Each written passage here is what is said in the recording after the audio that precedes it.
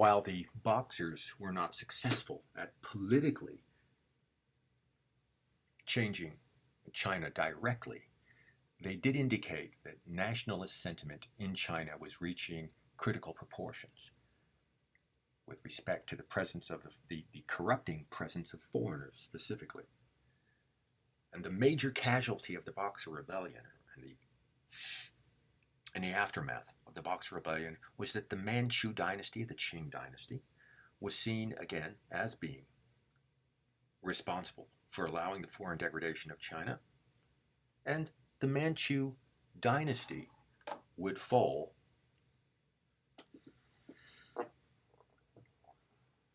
ultimately resulting in the abdication of the boy emperor in 1912. In fact, the last emperor is the last Chinese monarchy, which ended in 1912. And so here we are at the beginning of the 20th century, and China is in internal turmoil. The significance of this I'll point out in a minute. Now, there was, and given that this is a geography class, there was a state within China that took advantage of the situation and broke away from China after being dominated by China for some 300 years. And that state, you can sort of indicate here, or that peoples, I should say, all right, is this was Greater China as we entered in the 20th century, and you can see that Mongolia, the Mongol people, were dominated by the Chinese during this period of time. It had been absorbed by China during the Qing dynasty. The days of the great Mongol herds were long over. And thus, given the circumstances in China with the political disorientation and confusion, the Mongols saw an opportunity to say, this is our opportunity to break free of China. And that's exactly what the Mongols did. All right. In fact, you can see it. This is a modern map of China. And as you can see, Mongolia here is an independent state. So you have to ask yourself, well, fine, I can understand how Mongolia essentially broke free from the Chinese at the beginning of the 20th century. Oh, I believe it was, I can't remember the exact date. Was it 1910 or 1912? Don't worry about the specific date.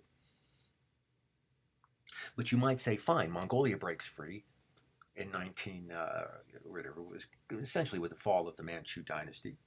But you might suggest that there's no way that Mongolia is going to remain free, because as soon as China reconsolidates political power, it's simply going to reabsorb Mongolia. That would have been a reasonable thing to say, but that has not occurred. As you can see, Mongolia is still on the map as an independent country. One might ask, then, what has allowed Mongolia to keep her independence, especially being pressed up against this great and growing Chinese power? The answer to that is something that happens shortly after the separation of Mongolia, which I forgot what the date I mentioned. It was hold me to this. This is 1911, I believe.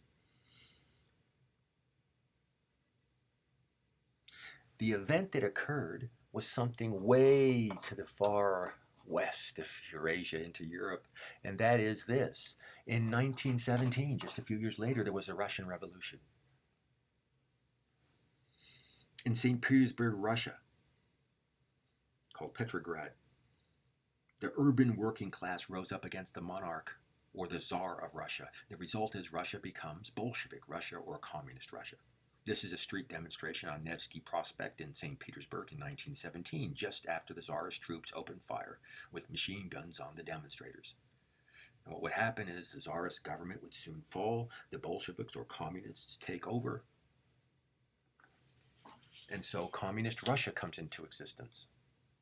And this is communist Russia, comes into existence in 1917. And so I made this little map over here. And you can see what communist Russia sees when it comes into existence. It says, hey, look, we're a new communist state here. And we are surrounded by expansionist, militarist, capitalist empire states based overwhelmingly in Western Europe.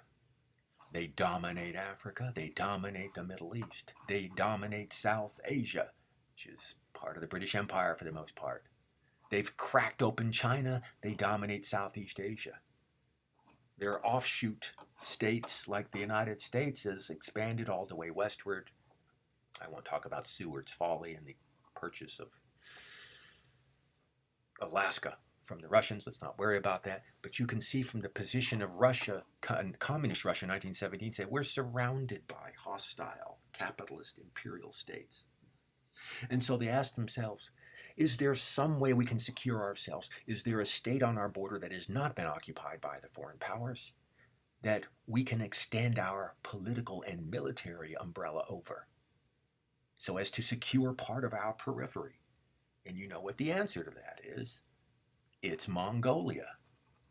And so Mongolia essentially becomes a satellite, if you would, of communist Russia. Communist Russia has secured its independence. And thus Mongolia becomes what is referred to as a buffer state. And you can see the definition for a buffer state. It's a state separating ideological or political adversaries.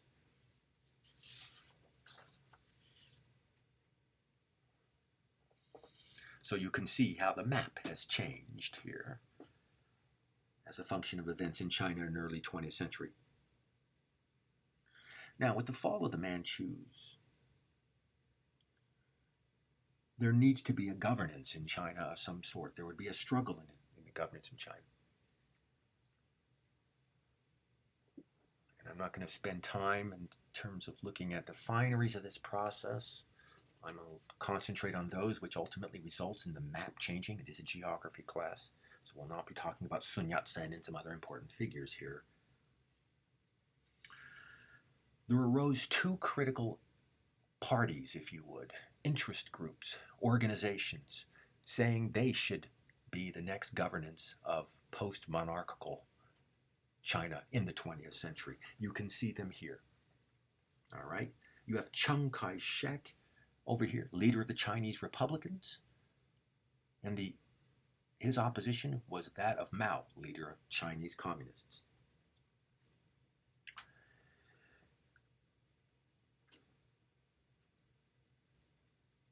What's interesting about both these would-be leaderships of 20th century China, of course, naturally they consider themselves patriotic, that goes without saying. They are the leadership of a given country. They're certainly nationalist. But Chiang Kai-shek, part of his argument was that he should be the leadership so as to resist the foreign system represented by Mao. Chiang Kai-shek is going to say our problem has been that we've had too many foreigners or too much foreign influence in our country, and we need a 20th century that is led by Chinese leadership with Chinese principles and properties. And this Chiang Kai-shek and this Mao guy over here, from his point of view, is another foreigner bringing in, a Chinese person in name, but he's an advocacy of a foreign system in the 20th century. From Chiang Kai-shek's point of view, communism is going to be colored with the language of Marx and Engels from Europe. And so therefore Mao is seen as a shill for foreign interests. Now, that's oversimplified, of course. Such is the nature of politics at this scale. You might figure out what Mao Zedong's position is going to be. It's going to be the same one. Mao's going to say, our problem here in China is not simply the foreigners, but it's their foreign system. They brought capitalism to China. It's capitalism that's been causing all these problems. And Chiang Kai-shek is an advocate of that capitalist system. He doesn't want to change it at all. He just wants to put a Chinese face on it. But it's still a foreign system. And so they're both going to be considering each other as essentially shills or facades for foreign interests. That's oversimplified, of course. But like I said, that is the nature of politics. That's what they're going to be pushing. And so you get this increasing contest between Chiang Kai-shek's and his Kuomintang political party.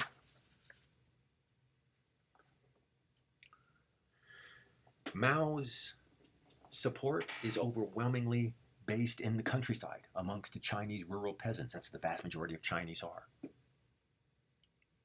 Chiang Kai-shek's support was urban-based, the cosmopolitan, economically better off population. They directly had the support of foreigners, the capitalist foreign interests like from the United States and from Western Europe. And so this was the growing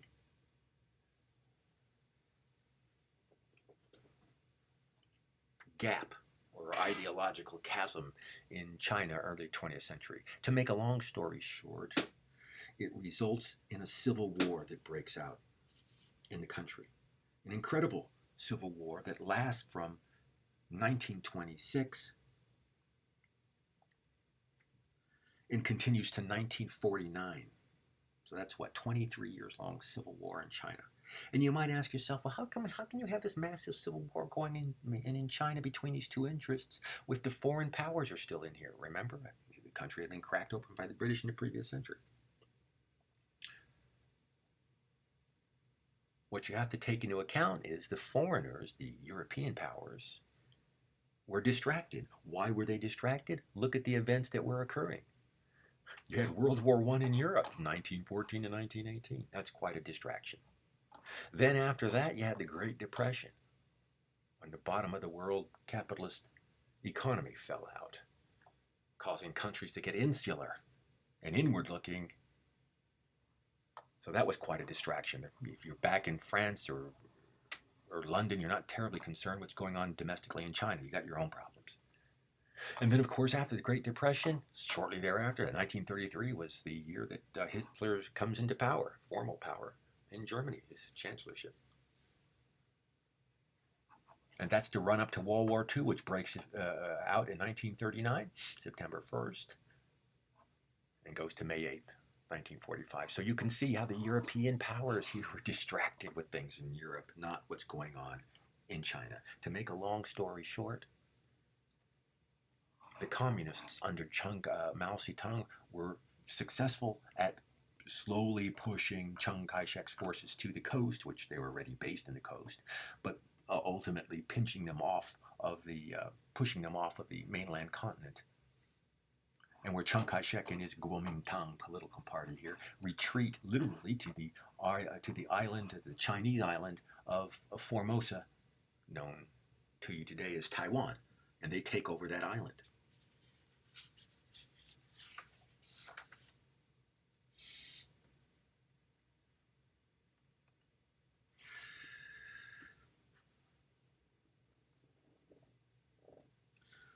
Martial law would be declared on Taiwan as the Kuomintang set up a dictatorial state at the time. It would remain so for many decades.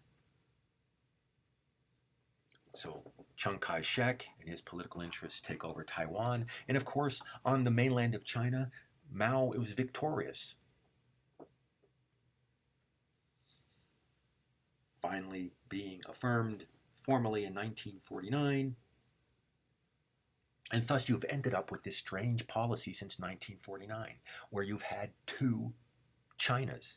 You've got mainland China, the People's Republic of China, the giant Chinese state that has been communist since 1949.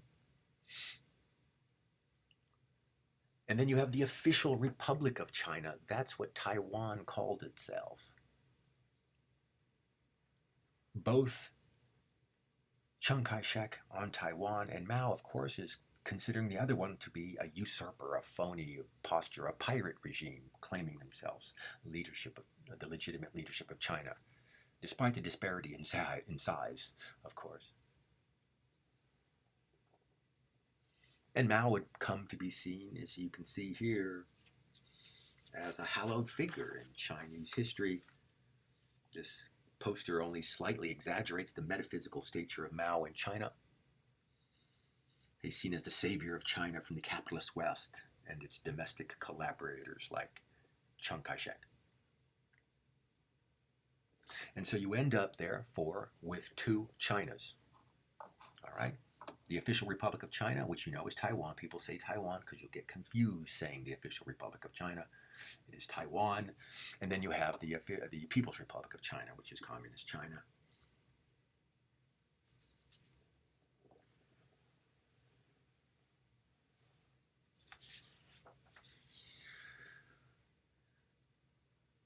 Here's Taiwan. Taiwan had the benefit of having its security supported by, or its independence supported by the United States. If you ask yourself, why didn't China essentially try to reabsorb Taiwan? I mean, surely they would love to absorb Taiwan, but the United States has essentially secured Taiwan, offering military protection. If I won't go into the fineries of it, but the United States presently has the position that it has no opposition to China and Taiwan recombining, but that it must not be done forcibly.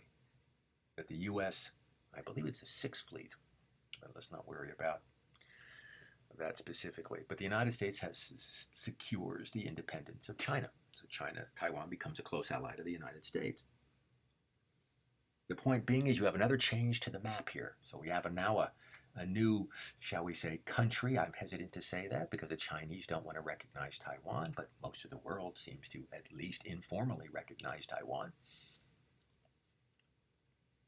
This problem still remains. Don't get me wrong, the desire by the West, the United States most notably, to invest in China means the United States considers this a problem. I'm sure that it wished that it would go away because everybody wants to get into China for the economic benefits, including most of you students who actively go out and purchase a wealth of things that are produced cheaply in China, which is your way of affirming that status quo, conscious or not. Point being is you have two Chinas.